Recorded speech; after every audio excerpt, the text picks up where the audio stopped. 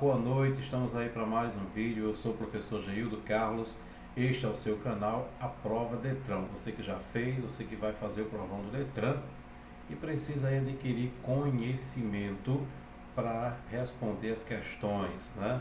Então, hoje nós vamos trabalhar com vocês a matéria de mecânica. Vamos conversar um pouco sobre mecânica. Não vou dizer que você vai sair daqui um exímio conhecedor de mecânica, mas o básico do básico você vai sair conhecendo com certeza.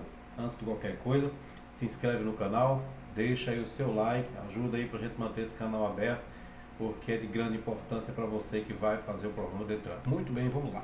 Antes de colocar o seu veículo em circulação nas vias públicas, o condutor deverá verificar a existência e as boas condições de funcionamento dos equipamentos de uso obrigatório, bem como assegurar-se da existência de combustível suficiente para chegar ao local de destino. Muito comum a gente encontrar por aí pessoas que deixam o veículo morrer na via pública pela famosa pane seca, né? Saiba que é infração de trânsito, infração média, e da remoção do veículo. Tome cuidado com isso. Aliás, antes de você sair para a sua viagem, verifique aí todos os itens de segurança, né? Os faróis se estão funcionando, sinalizações, se triângulo, macaco, né? Chave de roda, se está tudo funcionando legal, estepe, né? Para você não ficar aí pela metade do caminho, ok? Bom, nós dividimos aí a mecânica em partes para que ficasse melhor de compreensão para você. Conhecendo os sistemas, é muito importante que você leia aí o manual do seu veículo para compreendermos melhor. Vamos dividir aí o veículo em vários sistemas: painel, motor, sistema de alimentação, sistema de arrefecimento, sistema de lubrificação, sistema de escapamento, sistema elétrico, sistema de transmissão, sistema de direção, sistema de suspensão, sistema de freio, sistema de rodagem e estrutura do veículo. É importante, pessoal, que você leia o manual do seu veículo. Olha só, é muito comum a gente comprar um equipamento novo e por ter um outro equipamento a gente se dá o luxo de não ler aí o manual, né? Mas deixa eu te dizer uma coisa, o manual do teu veículo tem muita informação legal, muita informação acerca do teu veículo. Poderia até citar alguns aqui para você, como por exemplo, calibragem de pneus. Muita gente não sabe quantas libras pega no pneu do seu veículo, dianteira, traseira, tipo de óleo que você vai usar, garantia, informações aí sobre peças, tempo de rodagem de peças por quilometragem. Tudo isso é importante você saber para que você possa estar dando aí a assistência que o seu veículo precisa. Painel, vamos conhecer o nosso painel. Painelzinho muito simples aqui, com algumas informações importantes que você precisa saber. Nós temos aí esse primeiro reloginho aqui maior, nós chamamos de velocímetro.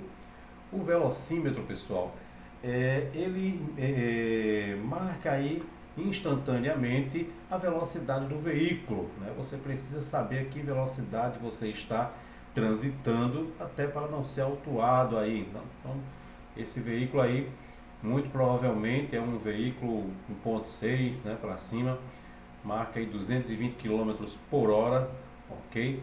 Na verdade, eu acredito que nós não temos aqui no Brasil nenhuma via que atinja aí, você possa colocar essa velocidade toda, né?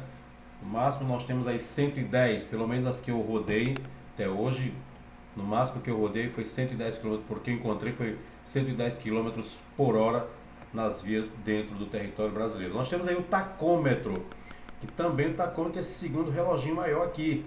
O tacômetro ele serve, pessoal, para contar os giros do motor, por isso o nome dele é conta-giros, vulgarmente conhecido como conta-giros, porque ele tem essa função, né? Ele conta os giros para o motor. Esses giros é dados em RPM, que é rotação por minuto. Você vai encontrar descrito aqui bem no centro do conta-giros, né?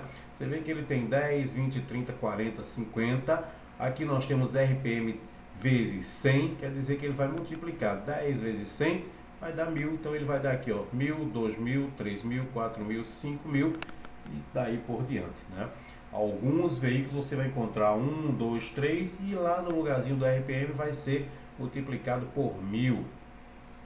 Ele tem também aqui essa zona vermelha, né? Aliás, é uma zona de risco.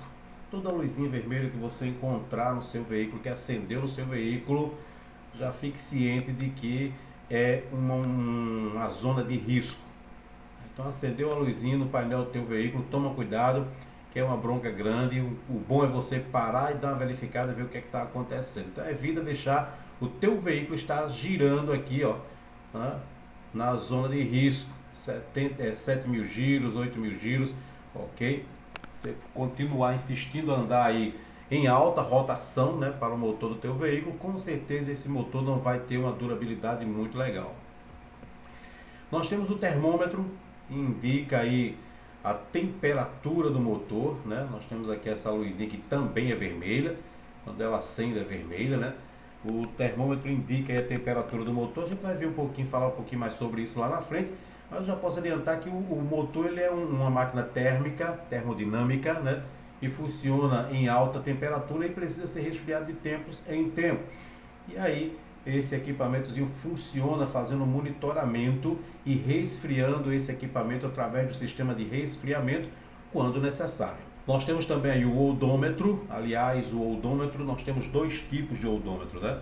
O odômetro total, que é aquele que marca a quilometragem do veículo total, né? Que você vai comprar um veículo aí usado, o veículo está lá, né, com 70 mil quilômetros rodados, 80 mil e tal. Isso é importante? Lógico que é.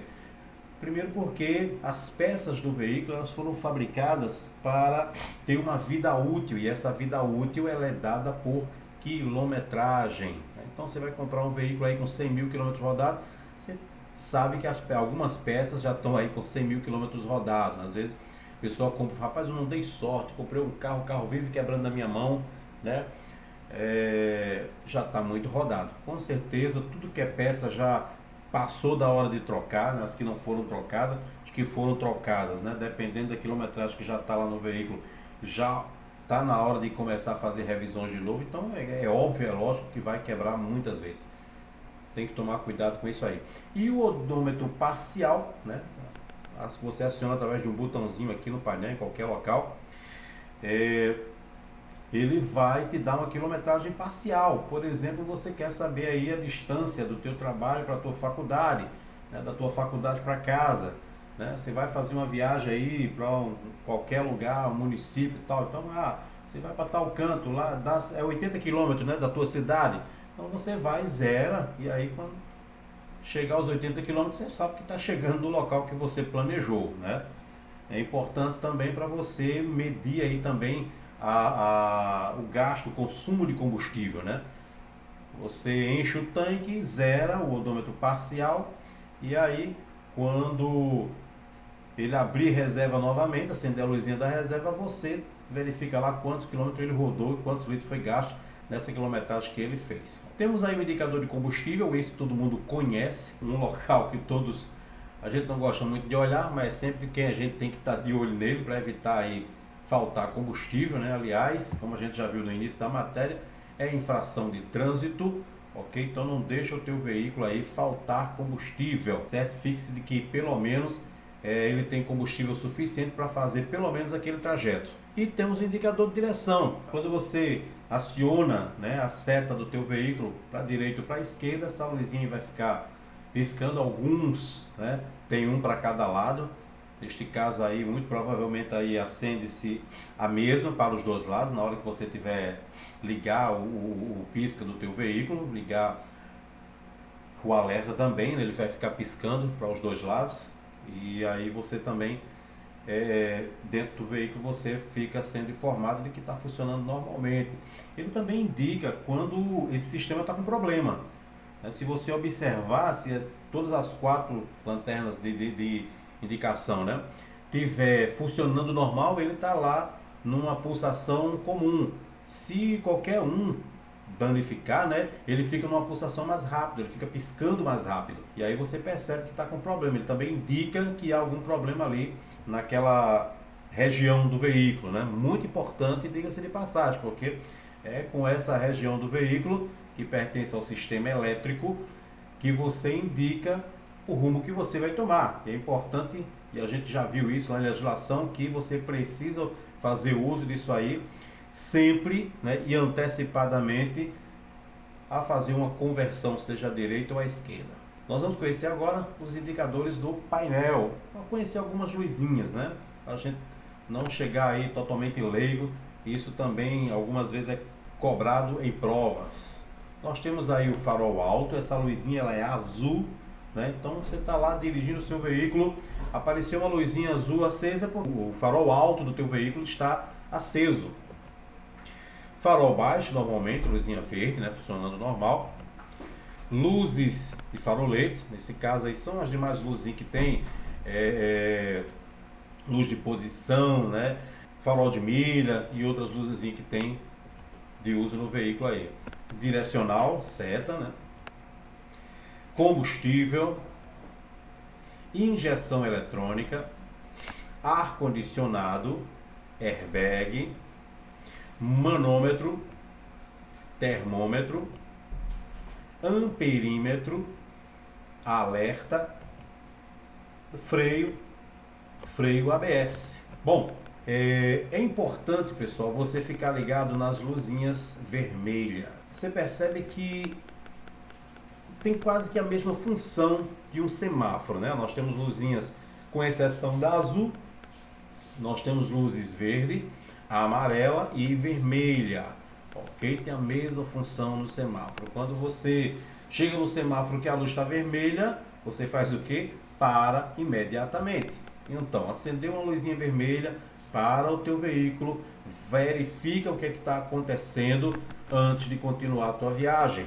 Ok? A luzinha amarela, né? Você não precisa tomar esse cuidado todo, né? Dá para você aí chegar a algum lugar que você precise. Por exemplo, né? A luzinha do combustível que é amarela acendeu. Não quer dizer que você vai parar o veículo, né? Você precisa se dirigir aí a um posto e vai ao posto de combustível mais próximo que tiver.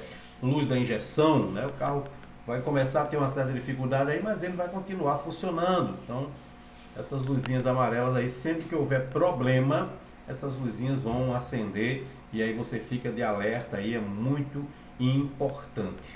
Bom, nós vamos conhecer um pouco agora do motor do veículo, né? O motor de combustão interna é uma máquina termodinâmica na qual a mistura ar-combustível é inflamada e queimada.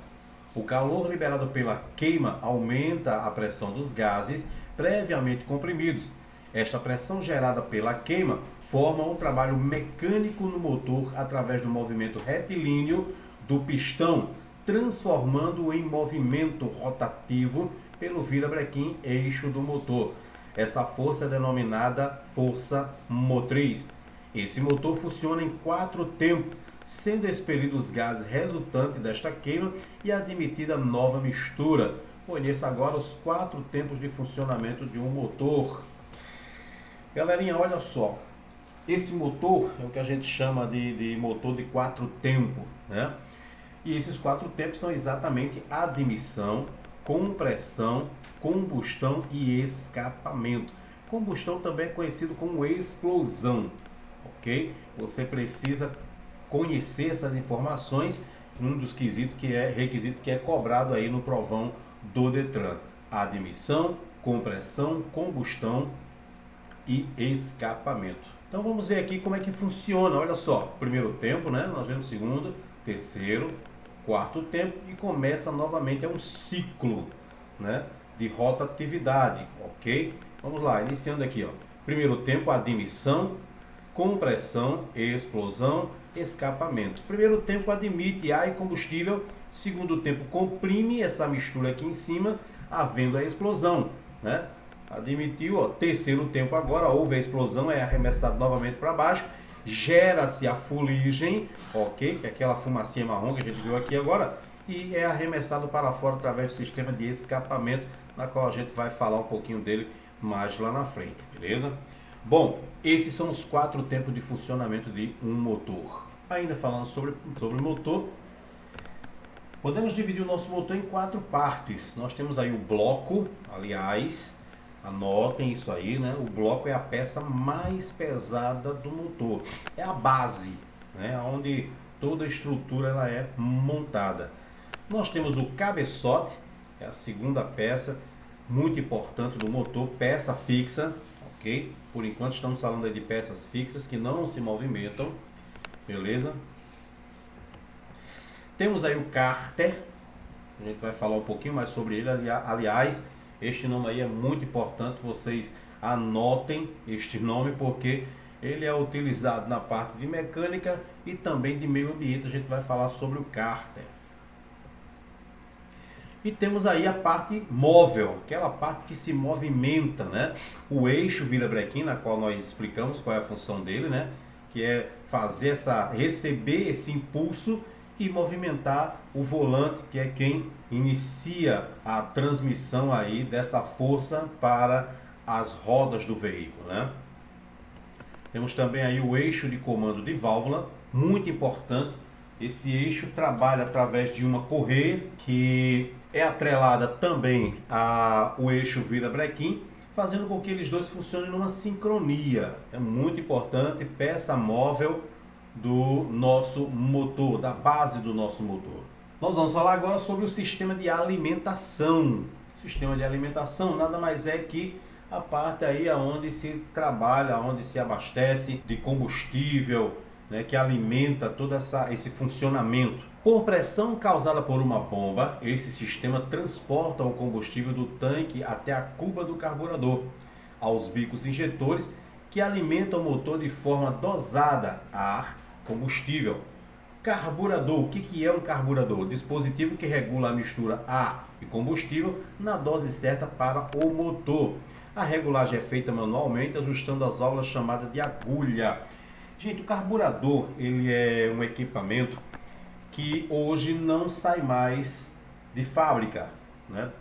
Desde 1996 aí começou-se a trabalhar-se a questão da injeção eletrônica, né? Esse sistema de carburador foi trocado. Claro que a gente ainda encontra carros carburados, porque tem muito carro antigo funcionando aí, mas não sai mais nenhum veículo de fábrica, ok? Carburado. Essa troca, né, ofereceu aí uma grande vantagem aos consumidores. Por quê? Porque essa troca de equipamento, né, carburador pela injeção eletrônica, ela gerou aí uma economia de combustível, ela gerou uma queima mais perfeita, né, trouxe muita vantagem aí, vamos dizer assim, foi uma revolução, diria assim, na parte de alimentação do veículo, né? Porque pôde-se economizar combustível, pôde-se diminuir também através desse equipamento novo aí de injeção eletrônica a quantidade de gases, né, poluentes, diminuiu-se bastante através desse sistema. Foi um achado, né? O cara que criou isso aí fantástico. Esse sistema foi substituído atualmente pelo sistema de injeção eletrônica, como eu já falei. É um sistema totalmente automatizado, controlado por uma central, que faz a dosagem na medida certa. O bom funcionamento do motor. Esse sistema garante menor poluição e economia de combustível, né, para o bom funcionamento. Esse sistema garante aí economia, garante aí uma menor poluição. Então, foi um achado, o camarada que criou esse sistema aí.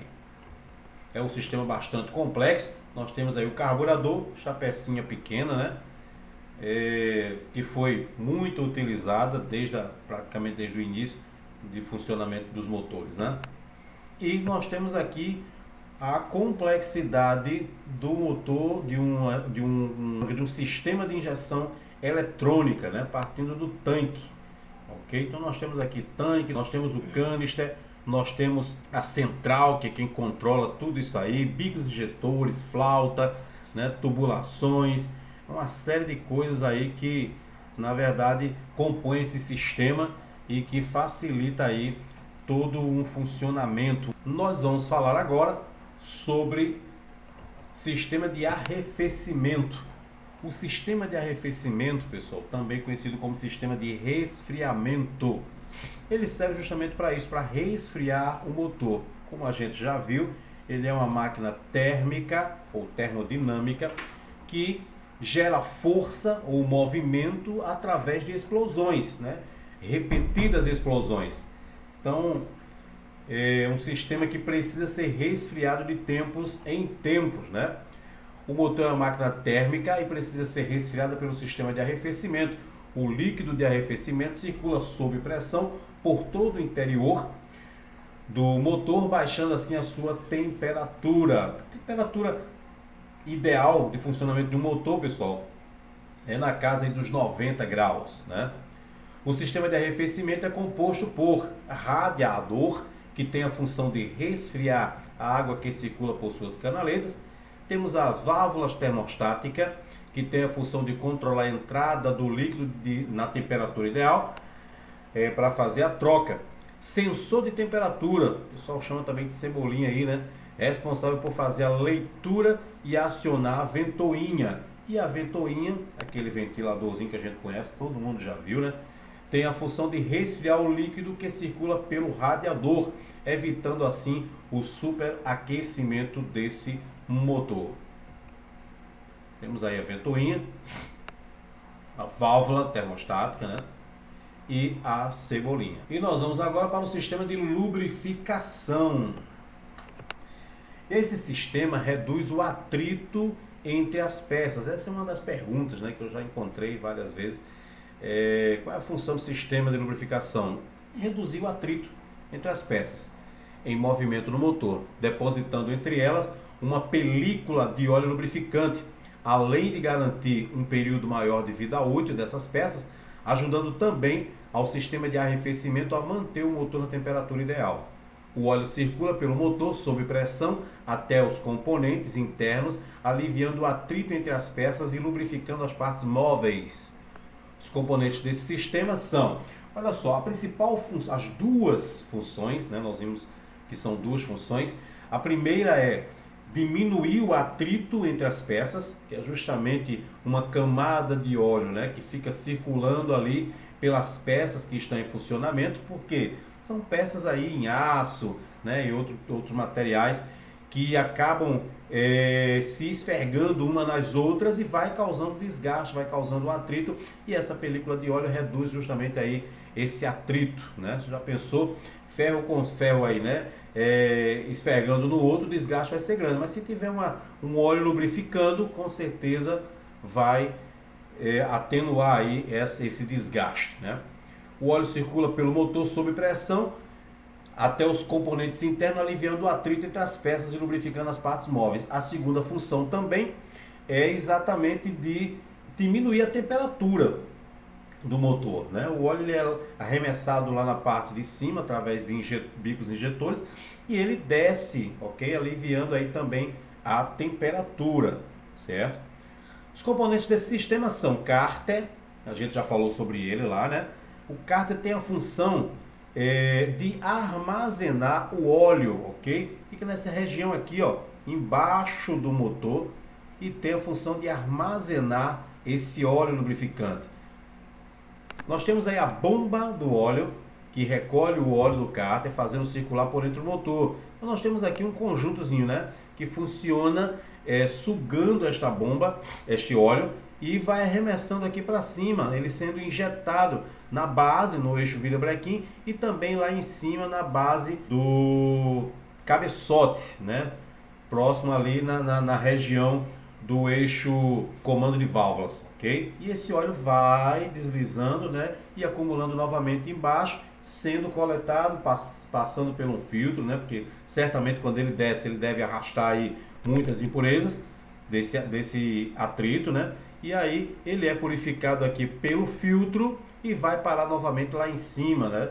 E desce, fica nesse ciclo aí, ajudando também a resfriar o motor, como eu já falei. Nós temos o filtro do óleo, que retém as impurezas. Aliás, aonde falar de filtro, nós temos outros filtros, né? Nós temos o filtro de ar, nós temos o filtro de combustível, filtro do óleo, né? Do ar-condicionado. Então, onde falar de filtro, pessoal, a finalidade é essa, é purificar, limpar, ok? Nós vamos falar agora sobre o sistema de escapamento. Esse sistema é o menos complexo, né? Esse sistema aí ele é muito interessante porque, na verdade, o equipamento que expulsa os gases resultantes da explosão lá do motor, né? e é lançado para fora através desse sistema aí. É um conjunto de condutos fabricado em ferro fundido de chapas finas de aço que se interligam formando um só caminho e tem a função de eliminar os gases gerados pelo motor e diminuir os ruídos causados pelo seu funcionamento. Então ele direciona a saída desses gases lá para a parte traseira do veículo, ok? E também tem a função, através de alguns equipamentos que ele possui, de diminuir, atenuar o barulho causado pelo motor do veículo, né? Hoje nós temos veículos aí cada vez mais silenciosos, ok? Vão melhorando os equipamentos aí com o passar do tempo, né? Você ligar um motor de Fusca, de Brasília, de Kombi antigamente, o barulho era terrível, né? Hoje não, hoje os veículos já não fazem aquele barulho. Aliás, tem veículo que parece que está desligado, né? O sistema de abafamento, né? De ruído muito eficaz. Quais são seus componentes? Nós temos o tubo coletor, esse é aquele que fica agregado lá diretamente no motor, coletando, essa é a função dele, coletando os gases, ok? E lançando para fora através do sistema, né? O tubo coletor tem a função de colher os gases emitidos pelo motor. Nós temos o catalisador, lembrem-se, anotem este nome aí, esse nome é muito importante. A gente também fala muito dele lá na parte de meio ambiente, né? O catalisador tem uma função muito especial, muito importante, que ele transforma os gases poluentes em gases menos poluentes, ok? Ele tem essa função, ele não é um filtro, não confundam isso, ele não é um filtro, ele transforma, ok? Auxilia na redução dos gases emitidos pelo motor. Temos aí as tubulações, né, que conduz os gases, silencioso intermediário, ok? Que ele começa aí a diminuir os barulhos, né, resultante da explosão. E temos também o silencioso traseiro, ok? Que diminui a velocidade da expansão dos gases que são expulsos vindo lá do motor, né? As vibrações e ruídos que já foram atenuadas pelo intermediário. Então já começa essa diminuição de ruídos aqui, terminando com o último. Isso aqui é aquele que a gente vê lá atrás do carro, né? O pessoal chama de bojo. Isso aqui, quando está furado, faz um barulho tremendo. Aliás, qualquer furo na região do escapamento aqui, principalmente antes do silencioso, do silenciador, causa um ruído tremendo. Aí é a função do catalisador, né? Ele transforma os gases, ok? A impressão que dá é que ele filtra, né? Mas na verdade ele não filtra, beleza? Ele transforma os gases poluentes em gases menos poluentes, né? Isso aí nós tivemos um ganho enorme de transformação desses gases aí. Bom, nós vamos falar agora sobre o sistema elétrico. O sistema elétrico do veículo é, por sua vez, o mais complexo, porque todo o funcionamento depende inteiramente deste sistema. Vamos conhecer os principais componentes. Nós temos aí a bateria. A bateria, pessoal, ela nada mais é que um armazenador, acumulador de energia. É um componente que acumula energia elétrica em forma de corrente contínua, sendo responsável pelo acionamento do motor através do motor de partida. Quando o veículo não está em movimento, para que ele inicie essa movimentação, ele vai precisar de uma descarga elétrica, de uma força, ok? Para dar a primeira movimentação do veículo. Essa é a função da bateria. Quando você liga o motor, aí nós temos essa segunda pecinha aqui chamada de alternador. Agora o veículo está gerando a sua própria energia, inclusive reabastecendo, né, a descarga elétrica que a bateria mandou para o motor funcionar. Então ela deu uma baixada ali no seu nível de energia. O alternador, ele também alimenta a bateria, certo? E aí ajuda nessa distribuição. Mas na verdade quem gera a energia do motor é o alternador. Portanto, quando acender a luzinha da bateria, não quer dizer que em si é a bateria que está com problema, né? Pode ter gerado aí um problema no alternador, na correia do alternador, e vai refletir lá com certeza no amperímetro, né? Que mede lá a luzinha que acende quando dá problema, que é aquela luzinha da bateria que a gente viu lá. Nós temos aí o motor de partida, que é quem recebe a primeira descarga elétrica, né, para que haja um funcionamento. Então a bateria manda essa descarga elétrica para o motor de partida, resultante no início de funcionamento do motor principal. Ok? A partir do momento que você dá na chave, né, a energia manda aquela potência lá, descarga elétrica, ele, por sua vez, faz com que o motor comece a funcionar, ele serve como um impulso para o motor começar a funcionar. A partir daí ele desgarra novamente e o motor fica funcionando distante, né? É importante você ter uma noção, por quê? Porque às vezes tem pessoas que dá na chave e segura a chave.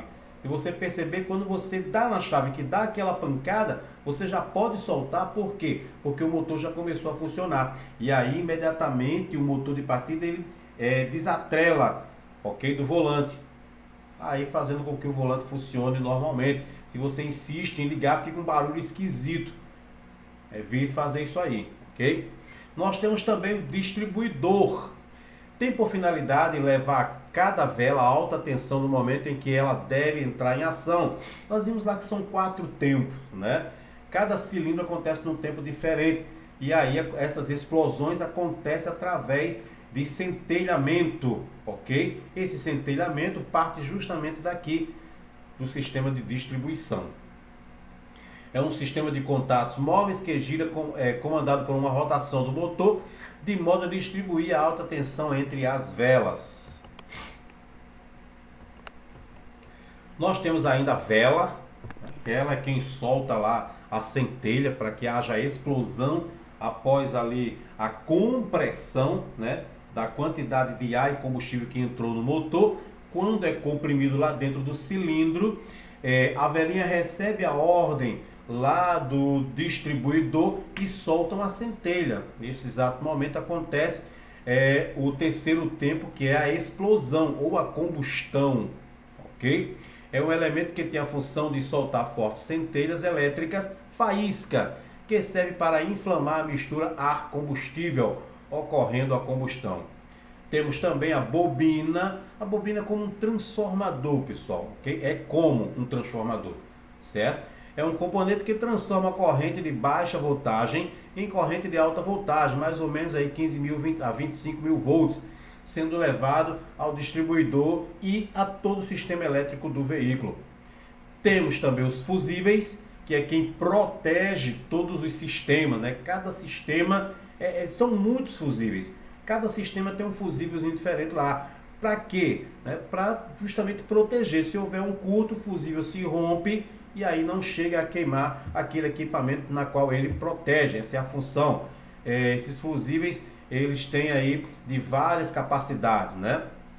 Então, às vezes deu um problema lá, você não sabe o que é, chega lá no mecânico, aí o eletricista, né? Ele vai lá, olha, troca o fusívelzinho, né? Ganhou 30 conto seu.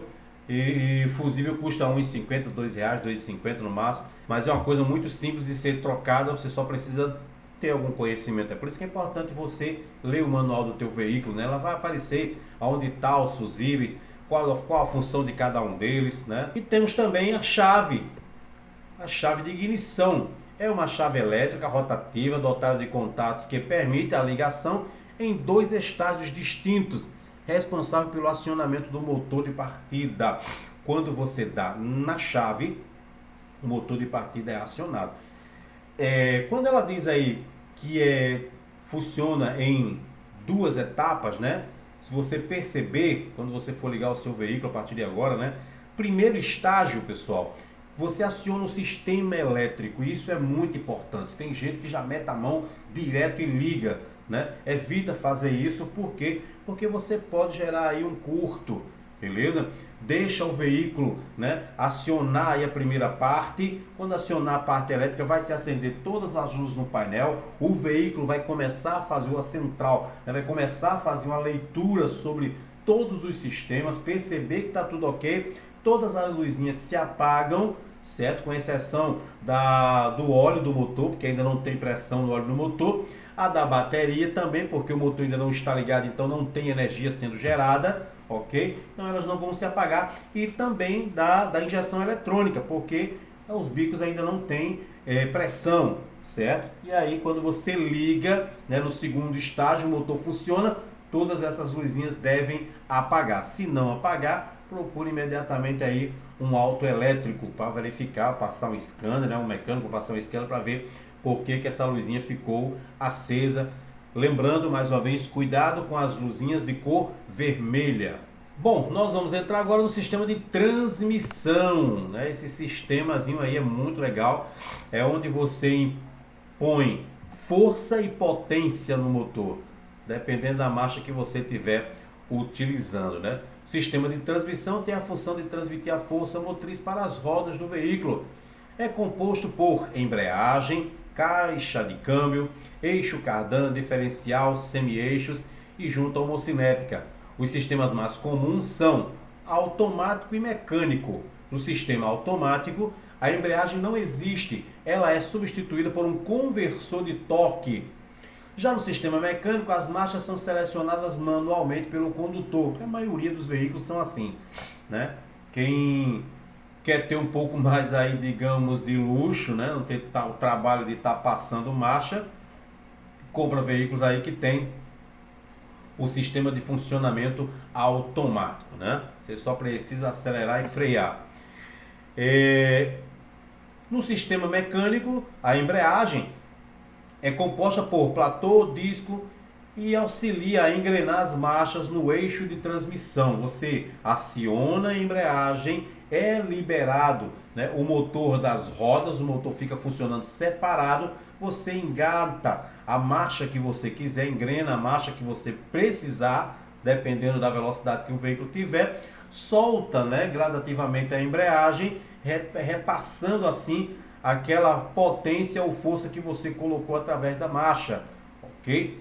Temos aí o pedal, que é responsável pelo acionamento da embreagem, cabo de embreagem, que transmite o acionamento até o platô, platô e disco que acoplam e desacoplam a embreagem da transmissão, ok? Sistema de embreagem é o sistema, pessoal, que permite aí você colocar potência ou força no teu veículo, dependendo da situação que você precisar. Devo lembrar a vocês, certo? Falar aqui um pouquinho sobre isso aqui, eixo cardan. O eixo cardan, pessoal, só existe em veículos de grande porte, ok? A priori, né? Os veículos de motor dianteiro, tração traseira, com caminhões, ônibus, ok? E nos veículos também 4x4, que a força do motor que é lá na dianteira precisa ser levada lá para trás, né? O que a gente chama também de árvore de transmissão, beleza? É muito importante que vocês lembrem-se disso, porque pode vir cobrando na prova de vocês aí falando sobre o eixo cardan ou árvore de transmissão, né? É muito importante você lembrar disso aí. O diferencial, né, uma peça muito importante também, ele é quem faz aí essa diferença entre a rotação dos pneus, quando precisa, né? Por exemplo, quando você está fazendo uma curva, a parte de dentro ele vai girar menos, a parte de fora vai girar mais, né? Porque está fazendo uma volta muito aberta, ok? E quem faz essa diferença aí é exatamente o diferencial. Então nós temos aqui, ó, como é que funciona, né, a árvore de transmissão, também conhecido como eixo cardan, trazendo a força gerada lá na frente para a parte traseira do veículo. Nós temos o câmbio, também conhecido como caixa de marcha, transmite maior e menor força e velocidade às rodas. Eixo cardan, né, que é encontrado apenas nos veículos 4x4 com tração traseira e nos veículos de grande porte. Diferencial, que é um conjunto de engrenagens que se combinam entre si em movimentos rotativos, permitindo que as rodas motrizes, no caso as rodas que recebem a força, né, desenvolvam diferentes rotações nas curvas, senão um pneu ficava tracionando e o outro girando normal, né? Enquanto um precisava dar uma volta maior, o outro dá uma volta menor, esse que daria a volta menor ele ficaria tracionando, dando voltas demais em cima do seu próprio eixo, né? Era um negócio meio proporcional. E nós temos o semi-eixo, que liga o diferencial às rodas, transmitindo a tração, sendo auxiliado na tração dianteira pela junta homocinética. A junta homocinética é uma pecinha que o pessoal também conhece por bengala, né? Às vezes quando você está fazendo uma curva no veículo, né, e você estessa totalmente o volante, a direção do veículo, você escuta um estalozinho lá nas rodas, né, já está indicando que a junta homocinética ali está com problema, né? Escutou aquele nas rodas lá quando você estiver estressou, né? Girou o volante todinho para um lado, você escuta esse barulho é porque está dando problema lá na junta homocinética do teu veículo. Se ela quebrar, a roda perde a tração. E nós vamos agora ainda falando, né, de sistemas, nós vamos para o sistema de volante, sistema de direção. É o conjunto composto por volante, varão, terminais, caixa de direção, barra de direção. Atualmente nós temos 3 sistemas em funcionamento: o mecânico, o hidráulico e o elétrico, sendo os 2 últimos que dão melhor movimentação dos veículos em manobras menores e em baixa velocidade, como estacionar, por exemplo. Quem já dirigiu um veículo mecânico, né, sabe como é dura a direção, até por causa do peso. Quem pega um veículo, né, hidráulico ou elétrico, sabe que você com o dedo você movimenta, mesmo estando parado, você consegue movimentar porque é muito leve a direção por conta desse sistema aí, né? Nós vamos falar agora sobre o sistema de suspensão do veículo. O sistema de suspensão é composto basicamente por molas, amortecedores e braço de suspensão. As molas absorvem os impactos e as ondulações mais fortes da pista. Os amortecedores atenuam os impactos sofridos pelas molas. Os braços de suspensão unem os eixos do veículo, permitindo os movimentos. Esse sistema deve ser revisado periodicamente, pois é um item de vital importância para a segurança do veículo.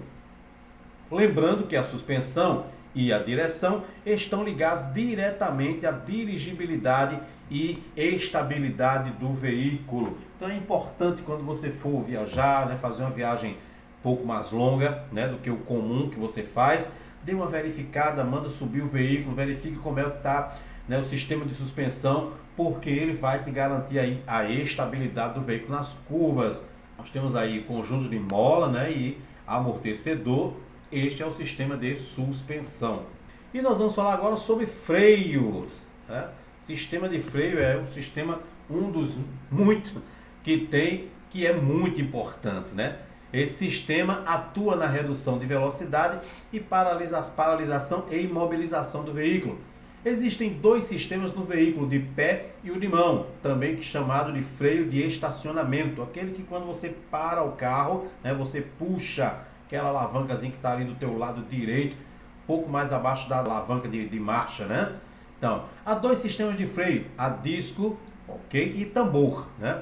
O freio a disco são 2 pastilhas que, quando acionadas, prendem o disco que acompanha o movimento das rodas dianteiras. Já o freio tambor, lembrando disso, né, o freio a disco geralmente trabalha na parte dianteira do veículo. Já o freio a tambor são lonas alojadas dentro do tambor que fazem pressão, mantendo as rodas paradas. Normalmente atua na parte de trás do veículo. O funcionamento depende do conjunto, né?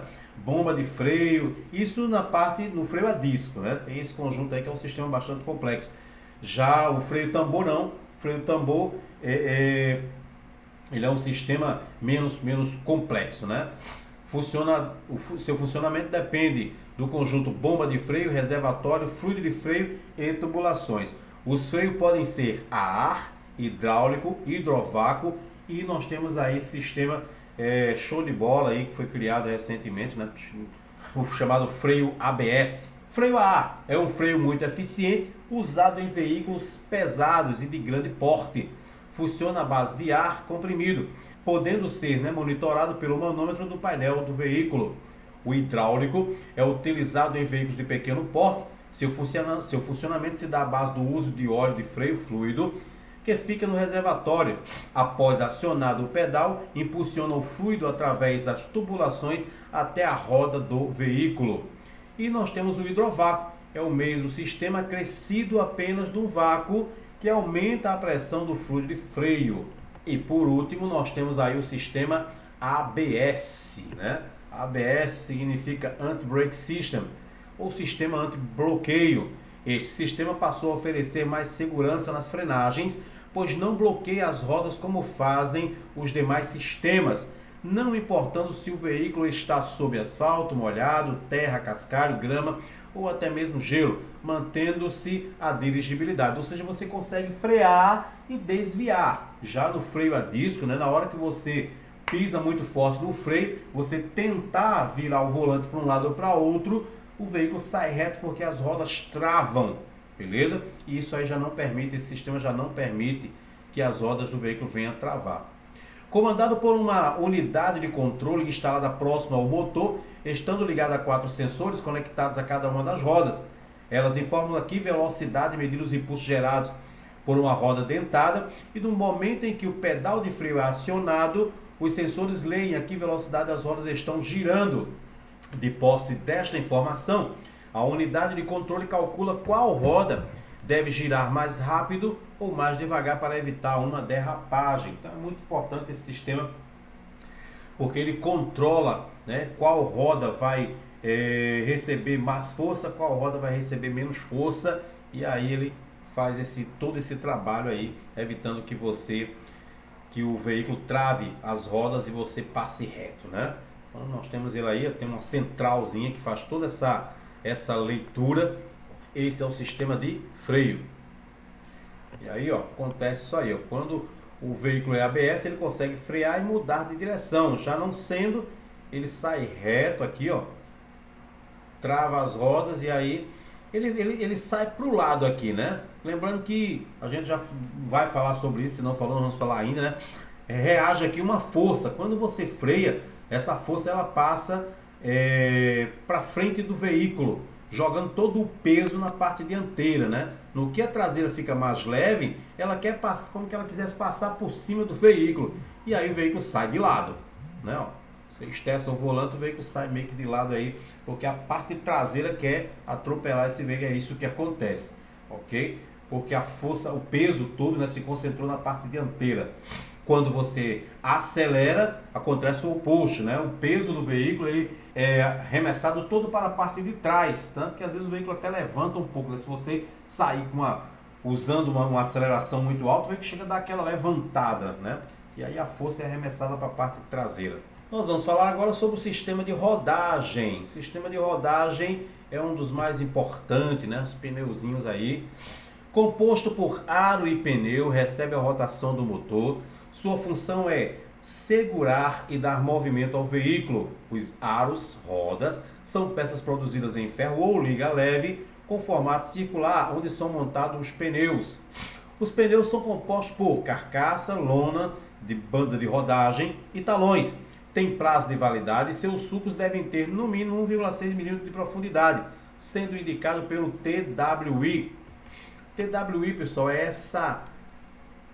essa ondulaçãozinha, esse ressalto, né, que tem aqui, ó, ao longo dessas canaletas, que a gente chama de sulcos, ok? Ó, isso aqui nada mais é que canaletas para quê? Para conduzir a água, quando você estiver transitando numa via com fluxo de água, com lâmina d'água, com espelho d'água, conforme você queira, e fazer com que a borracha ele mantenha o atrito com o asfalto, né? E aí a água ela é canalizada aqui, ó, por essas canaletas, ou seja, pelos sulcos, né?